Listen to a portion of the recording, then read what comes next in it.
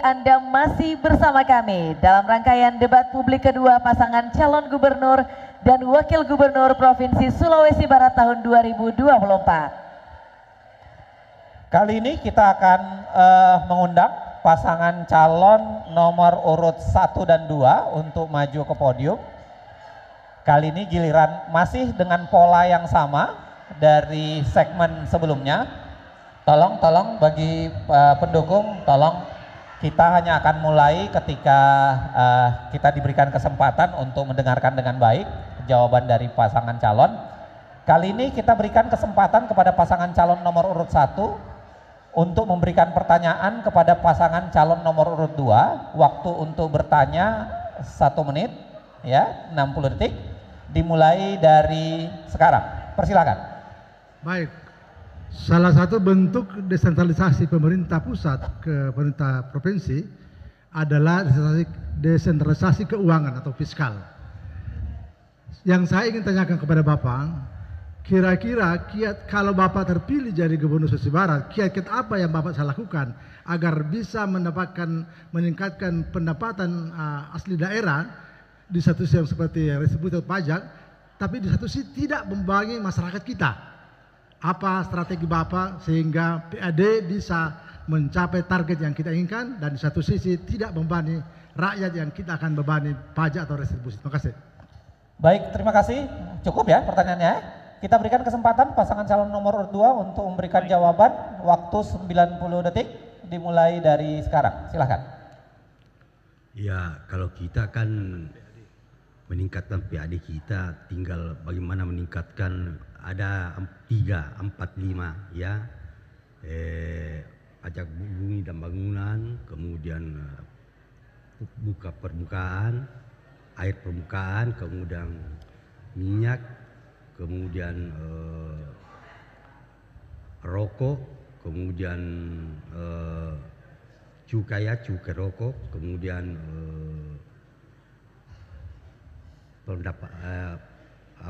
motor ya, dan mobil, kendaraan. Ini semuanya kita bisa laksanakan, tapi satu catatan lagi, bagaimana itu kita punya harta banyak di daerah kita ini, bumi ini dan bangunan ini bisa pajaknya bisa masuk. Nah, ini harus ditingkatkan terus. Nah, sini dikapin-kapin di sini hektar di sini. Buat dong pajaknya di situ, buat pajaknya.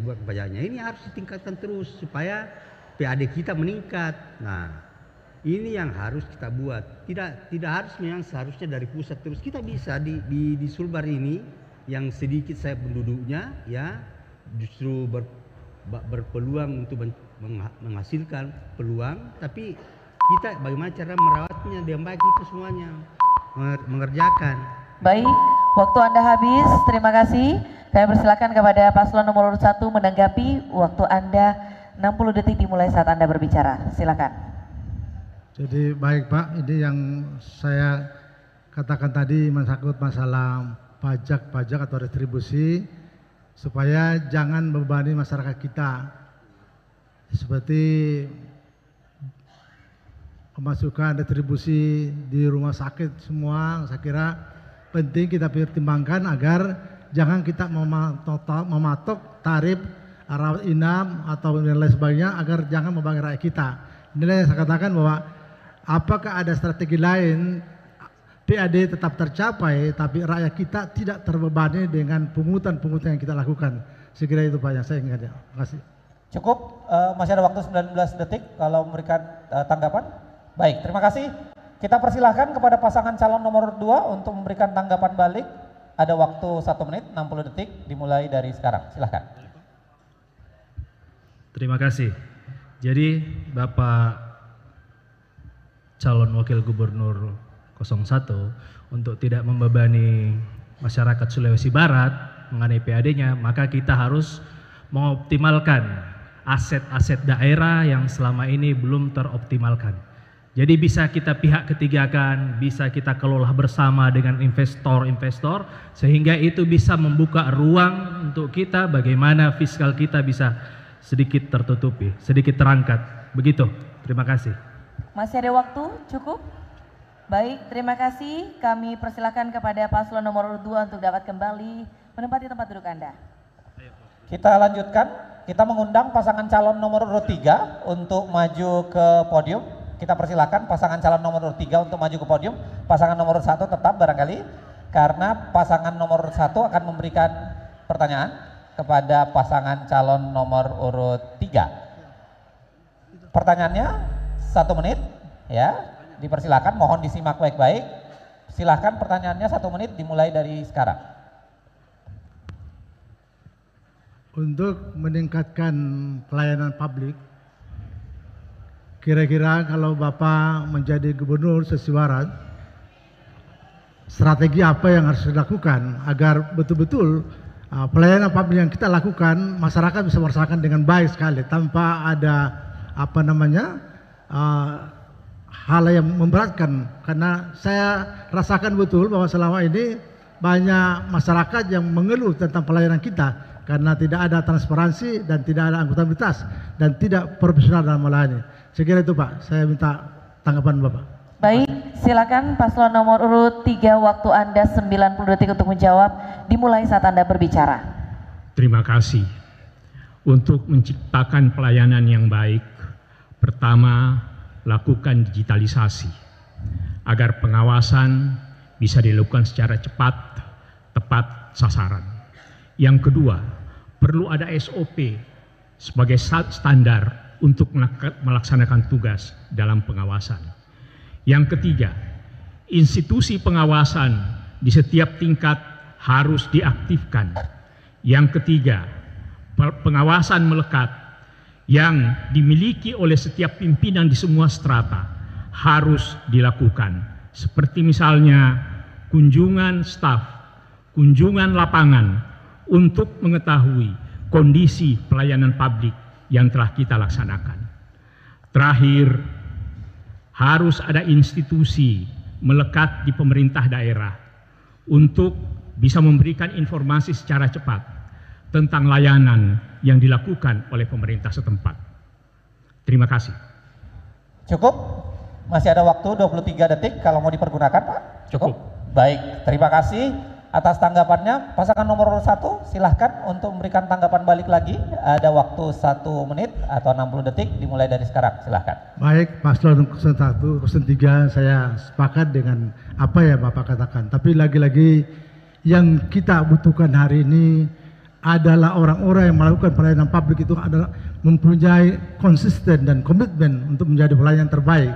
Karena hari ini semua sistem kita bisa kita bentuk, bisa kita lakukan, tapi kalau kita tidak konsisten dalam melakukan pelayanan, itu impossible, tidak akan terjadi. Karena kalau pelatihan, kalau training memenuhi insentif kepada pelayanan, tapi kalau yang bersangkutan tidak konsisten dan komitmen dan pengawasan pimpinan tidak melekat pada mereka, sering sekali melakukan pelayanan berbelit-belit dan merepotkan masyarakat kita. Terima kasih banyak. Baik, cukup ya, waktu 10 detik saya pikir. Saya persilakan kepada pasangan calon nomor urut 3 untuk memberikan tanggapan balik, sama waktunya 1 menit atau 60 detik dimulai dari sekarang. Itulah guna kita memiliki standar operasi, sebab standar operasi memberikan arahan, pedoman dalam melakukan tindakan sekaligus pengawasan. Jadi bukan hanya sekedar komitmen, bahagian dari komitmen realisasinya adalah SOP. Terima kasih. Masih ada waktu cukup panjang, apakah sudah cukup? Baik, cukup. Terima kasih paslon nomor urut 3. Kami persilakan untuk dapat kembali ke tempat duduk Anda. Selanjutnya kami persilakan paslon nomor urut 4 untuk dapat menuju ke podium. Baik. Nah, kali ini giliran pasangan calon nomor urut 1 akan memberikan pertanyaan kepada pasangan calon nomor urut 4. Tolong diperhatikan dengan baik pertanyaannya. Waktu Anda untuk memberikan pertanyaan 1 menit, ya, dimulai dari kata pertama, dipersilahkan. Terima kasih Pak Prof. Kalau nanti jadi gubernur, pelayanan publik yang bagaimana yang menurut Pak Prof itu efektif, efisien, dan langsung mengena kepada masyarakat? Cukup? Cukup. Baik, terima kasih. Kami persilakan paslon nomor urut 4 menjawab. Waktu Anda 90 detik dimulai saat Anda berbicara. Baik, makasih. Pelayanan publik yang bagus itu adalah dilakukan secara terencana, kemudian ada standarnya, diberikan perlakuan yang baik sehingga mereka yang berkaitan dengan layanan publik itu merasa akan layanan itu ada pada dirinya, karena kita membuatkan sebuah standar pelayanan yang baik. Jadi harus ada standar pelayanan, harus ada cara untuk mengontrolnya apakah sudah berjalan dengan baik. Itu bagian dari yang ketiga itu adalah mengevaluasi, sehingga dengan demikian selanjutnya kalau dipandang bahwa ini layanan ini belum mengenai sasaran seperti yang kita harapkan, maka tentu akan kita lakukan perbaikan dari proses layanan itu tadi. Apakah memang pemerintah yang dalam hal ini hadir sebagai pelayan atau ASN sebagai pelayan ini tidak bekerja dengan baik, maka disinilah kita akan lakukan sebuah proses pelatihan untuk kemudian bisa memberikan bagaimana cara melayani masyarakat sehingga terasa bahwa masyarakat itu betul-betul terasa manfaatnya, memuaskan, dan bisa menganggap bahwa pemerintah selalu ada untuk dirinya. Kira-kira seperti itu. Terima kasih. Baik, terima kasih atas jawabannya. Kita persilahkan kepada pasangan calon nomor urut 1 untuk menanggapi jawaban tadi. Waktu Anda 1 menit atau 60 detik, dimulai dari kata pertama, dipersilahkan. Terima kasih. Menurut saya kalau pelayanan publik itu mau bagus, tidak bisa sepenuhnya diberikan kepada bawahan, karena bawahan ini kan pasti selalu menunggu perintah. Jadi kalau kita mau bagus, sebagusnya bagaimana kita ini pemimpin, jangan ada perbedaan atau jangan ada pemisahan antara yang memimpin dengan yang dipimpin. Karena kalau kita mau mengadakan pelayanan publik yang bagus, kita harus harmonis dengan bawahan kita, sehingga dia akan memberikan pelayanan dengan baik, dengan tulus, tanpa kita perintah dan marah-marah. Ya. Ini kan ke depan kalau kita semua siapa saja yang jadi gubernur, ya kita. Baik, mohon maaf waktu Anda habis. Selanjutnya pasangan calon nomor urut 4 kami persilakan untuk dapat menanggapi. Waktu Anda 60 detik dimulai saat Anda berbicara. Ya, itulah saya sampaikan tadi bahwa kalau kita mau memberikan layanan yang baik, maka mesti ada diberi contoh oleh kita, lalu kemudian kita berikan arahan, lalu kemudian bagaimana caranya untuk kita melihat seperti apa mereka memberi layanan kepada masyarakat sebagai bagian dari aparatur sipil untuk melayani. Nah, dengan seperti itu, maka kita bisa mengevaluasi kembali. Ya, artinya kita menjadi bagian dari situ. Nah, tapi tidak hanya menunggu laporan, tidak hanya mengevaluasi, dan bukan perintah.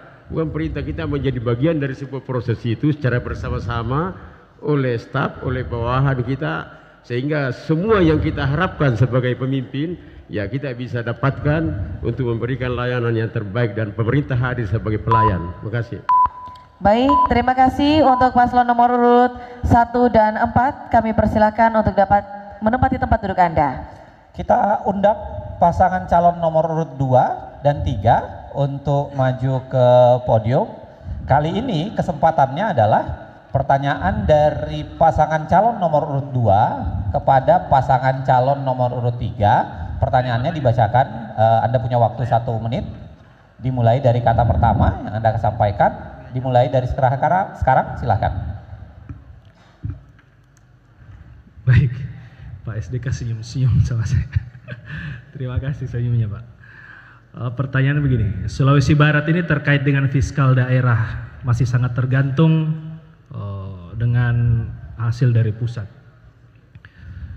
Itu dilihat dari transfer pusat yang masih lebih besar daripada pendapatan asli daerah. Harapannya kita tentu dalam rangka membangun kemandirian fiskal adalah salah satunya mendorong peningkatan pendapatan asli daerah. Pertanyaannya, menurut saudara, apakah ada strategi khusus dalam menaikkan fiskal kita di Sulawesi Barat ini? Cukup ya. Pertanyaannya sudah disimak barangkali, silahkan dijawab pasangan calon nomor urut 3 untuk menjawab. Waktu Anda untuk menjawab kali ini adalah 1,5 menit, dimulai dari kata pertama, silahkan. Terima kasih. Salah satu strategi untuk meningkatkan pendapatan daerah itu dengan cara melaksanakan pajak progresif, di mana mereka yang lebih kaya dibebankan pajak yang lebih tinggi, sedangkan mereka yang miskin itu dibebankan pajak yang lebih rendah. Di samping itu juga ada subsidi. Yang kedua, untuk meningkatkan pendapatan daerah, maka perlu ada digitalisasi investasi agar investor masuk ke sini, ke daerah ini, itu bisa melakukannya dengan mudah, murah, dan menarik. Yang ketiga, kita harus membangun sumber-sumber pendapatan daerah dengan memberikan subsidi atau bantuan kepada petani, pekebun, nelayan yang ada di Sulbar. Karena dengan meningkatnya pendapatan, maka dia akan memberikan pajak yang lebih besar bagi pendapatan daerah. Di samping itu juga pembinaan terhadap UKM sebagai sumber pendapatan daerah yang bisa kita andalkan bagi pembangunan di daerah kita. Terima kasih. Baik, terima kasih. Selanjutnya pasangan calon nomor urut 2, silakan menanggapi, waktu Anda 60 detik dimulai saat Anda berbicara. Baik, terkait fiskal ini memang menjadi masalah utama kita, sehingga sudah perlu Bapak Ibu sekalian pengoptimalan sumber daya alam kita. Kemudian menambah, pemerintah provinsi ini punya aset-aset Pak, punya tanah, punya bangunan dan sebagainya yang bisa kita kelola bersama dengan pihak ketiga. Mungkin itu saja. Masih ada waktu cukup banyak? Baik, cukup. Terima kasih. Silakan pasangan calon nomor urut 3 kembali menanggapi. Waktu Anda 60 detik dimulai saat Anda berbicara. Saya kira apa yang saya sampaikan tadi sudah mengena apa yang disampaikan oleh paslon nomor 2. Seperti pemanfaatan sumber daya yang ada di daerah, pemanfaatan aset daerah. Apa yang saya sebutkan tadi sudah mencakup seluruhnya. Terima kasih. Cukup Pak ya, masih ada waktu 41 detik kalau mau ditambahkan. Cukup. Baik, terima kasih untuk jawabannya. Saya persilahkan kepada pasangan calon nomor urut 3 untuk kembali ke tempat duduknya. Pasangan nomor 2 tetap berada di podium. Kami undang pasangan calon nomor urut 4 untuk maju ke podium. Kali ini adalah pertanyaan dari pasangan calon nomor urut 2 yang dibacakan selama 60 detik. Dimulai dari kata pertama yang disampaikan, dipersilahkan. Baik, terima kasih. Dalam pengawasan dan pemberantasan korupsi KKN, bukan ini saja yang ada terjadi di wilayah kita. Tentunya kasus yang ada itu banyak, tapi yang viral sekarang ini ada 2 Pak. Judol, judi online, dan narkoba. Nah, pertanyaannya saya, bagaimana Bapak menyelesaikan persoalan ini jika hal ini terjadi dalam kepemimpinan Bapak? Cukup? Baik, terima kasih. Silakan paslon nomor urut 4 menjawab. Waktu Anda 90 detik dimulai saat Anda berbicara. Ya, ini persoalan yang sederhana sebetulnya kalau kita disuruh, karena sebetulnya sudah ada semua yang terkait, tinggal bagaimana kita memberikan peran dan mendorong, memediasi, memfasilitasi kepada yang berkewenangan untuk melakukan bagaimana tidak terjadi judi online itu dilakukan oleh pihak atau bagian yang sudah ditunjuk oleh pemerintah yang ada di daerah itu. Yang kedua, bagaimana supaya narkoba ini tidak ada juga badan narkoba, ya, badan narkotika, badan yang bisa membuat, ya, badan narkotika yang bisa melakukan fungsinya.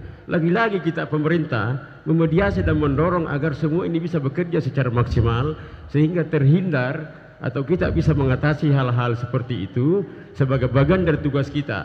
Jangan kemudian kita sebagai pemimpin justru malah mencoba menghalang-halangi. Saya pernah terjadi kasus itu di UNM, kasus narkoba itu, dan saya selesaikan dengan baik. Kenapa? Karena memang tidak terjadi hal seperti itu. Jadi kita harus mediasi untuk melakukan fasilitasi masuk untuk kemudian kita diskusikan seperti apa yang dimaksudkan ini yang terjadi menurut yang diberitakan sebagai bunker, padahal itu tidak terjadi seperti itu. Ya, kira-kira begitu caranya. Baik, cukup ya, terima kasih. Dipersilahkan pasangan calon nomor 2 untuk memberikan tanggapan balik. Ada waktu 60 detik dimulai dari sekarang. Baik, terima kasih. Persoalannya Prof, ini bukan persoalan sederhana, bukan persoalan intervensi. Ketika kita memediasi, berarti sama saja kita memberikan ruang-ruang lagi. Ya. Kita tidak boleh memediasi hal-hal yang seperti ini. Korupsi, narkoba, judi online, ini semua tidak boleh kita mediasi. Yang harus kita lakukan ialah kita berikan kewenangan full kepada APH untuk menegakkan keadilan itu. Silakan lakukan hukum yang terbaik untuk perkara tersebut. Terima kasih. Cukup ya. Mohon ditahan. Mohon tetap Baik, tenang. terima kasih. Kita berikan kesempatan 60 detik pasangan calon nomor 4 untuk memberikan tanggapan balik. Pak Arwan keliru, maksud saya memediasi maksudnya memberikan kewenangan ruang yang penuh kepada aparat yang memang ditugasi untuk itu, untuk melakukan, bukan saya mediasi untuk berbuat seperti itu, bukan. Salah, keliru. Jadi berikan fasilitasi, berikan ruang sebagai pemimpin ya. Ada memang yang bertupoksinya untuk itu, maka kita lakukan ya. Tentu APH dalam hal ini aparat penegak hukumnya. Jadi keliru tadi menanggap, saya kira apa yang saya sampaikan, bukan saya memfasilitasi dan memediasi untuk melakukan kegiatan yang tidak baik itu. Terima kasih. Baik, masih ada waktu 23 detik atau 22 detik, mau ditambahkan? Cukup? Cukup klarifikasinya, cukup. Oke, baik. Terima kasih pada pasangan calon nomor 4. Kita persilahkan untuk kembali ke tempat duduknya. Pasangan calon nomor 2 masih tetap berada di podium. Kita undang pasangan calon nomor urut 1 untuk maju ke podium. Kali ini giliran pertanyaan. Tolong. Pertanyaan dari pasangan calon nomor urut 2 kepada calon nomor urut 1. Ada waktu 60 detik untuk memberikan pertanyaan, dimulai dari kata pertama yang disampaikan. Dipersilahkan. Oh ya, baik. Dalam Undang-Undang Keterbukaan Informasi Publik mengharapkan seluruh jajaran pemerintahan membentuk PPID, Pejabat Pengelola Informasi dan Dokumentasi. Pada sisi lain, terdapat kecenderungan masyarakat pada saat meminta informasi publik seringkali tidak dapat membedakan mana informasi dokumen publik dan mana informasi yang dikecualikan. Pertanyaannya adalah, apakah yang diketahui terkait tentang informasi yang dapat diberikan dan dikecualikan? Terima kasih. Baik, terima kasih untuk pertanyaannya. Dipersilahkan pasangan calon nomor 1 untuk memberikan tanggapan. Ada waktu 90 detik untuk memberikan tanggapan. Dipersilahkan dari kata pertama, silahkan. Jadi keterbukaan informasi publik itu tidak semua informasi yang ada di kantor itu bisa dikeluarkan, ya. Karena ada yang bisa diketahui oleh seluruh masyarakat dan ada yang tidak. Karena itu kita berharap agar bagaimana ke depan ini, kita ini misalnya ke depan saya jadi gubernur, ya kita harus dari rumah sampai ke kantor itu harus selalu memang jangan ada yang ditutupi, ya. Kita harus terbuka kepada masyarakat, dan yang paling penting itu kalau di sektor pembangunan daerah kan ada musrembang desa, ada musrembang kecamatan, itu kan sudah keterbukaan di situ. Nah, terus kita ini kalau di kantor memang kalau memang mau jujur-jujuran, ya kalau ada sesuatu maksimalkan APIP, ya, agar kita betul-betul informasinya ini lengkap. Kalau seperti ada lelang-lelang jabatan, ada lelang-lelang proyek, ya libatkan APH yang ada, ya libatkan kejaksaan, ya dalam rangka pemantauan atau MOU kerjasama dalam rangka pengawasan, sehingga kita betul-betul harus terbuka dalam semua hal yang ada. Baik, waktu Anda habis. Terima kasih. Selanjutnya paslon nomor 2 silakan menanggapi, waktu Anda 60 detik dimulai saat Anda berbicara. Baik, jadi semua informasi itu tidak bisa kita serta-merta berikan, Bapak. Ada informasi yang dikecualikan. Tapi sepanjang permohonan untuk mendapatkan informasi itu sesuai dengan prosedur, maka wajib bagi pemerintah untuk memberikan informasi ini. Tentunya jika ini menjadi problem ke depan, maka kita hanya bisa memberikan ruang untuk penyelesaian di Komisi Informasi Publik. Mungkin seperti itu, Bapak. Masih ada waktu 32 detik, masih mau ditambahkan? Cukup, terima kasih. Pasangan calon nomor 1 Anda diberikan kesempatan 1 menit atau 60 detik untuk memberikan tanggapan balik atas tanggapan tadi. Dipersilahkan dari kata pertama. Silahkan. Jadi baik, memang Undang-Undang Keterbukaan Publik nomor 14 tahun 2008 memang ada perintah di sana. Setiap warga negara Indonesia berhak mendapatkan informasi publik yang ada di pemerintahan. Tapi ada klasifikasi yang harus kita sama-sama tahu, bahwa ada konsumsi publik yang betul-betul bisa terbuka, ada juga sifatnya sangat tertutup. Ini saya kira perlu kita ada klasifikasi informasi publik ini agar kita juga jangan kebablasan, karena tentu di pemerintahan ini bukan juga harus semuanya terbuka kepada publik agar jangan menjadi kegaduhan, kegelisahan bagi masyarakat kita. Maka penting juga kita ada sifatnya rahasia atau rahasia negara. Saya kira itu penting sekali kita lakukan agar betul-betul kita memberikan informasi sesuai dengan undang-undang yang diperintahkan. Terima kasih. Cukup, baik, terima kasih. Saya kira kita sudah sudahi perdebatan antar kandidat ini di segmen ke-5. Kita akan masuk ke segmen ke-6 atau segmen terakhir. Silahkan Pak Henry. Baik, tapi sebelumnya kami akan mempersilahkan Bapak Ibu para pendukung untuk memberikan tepuk tangan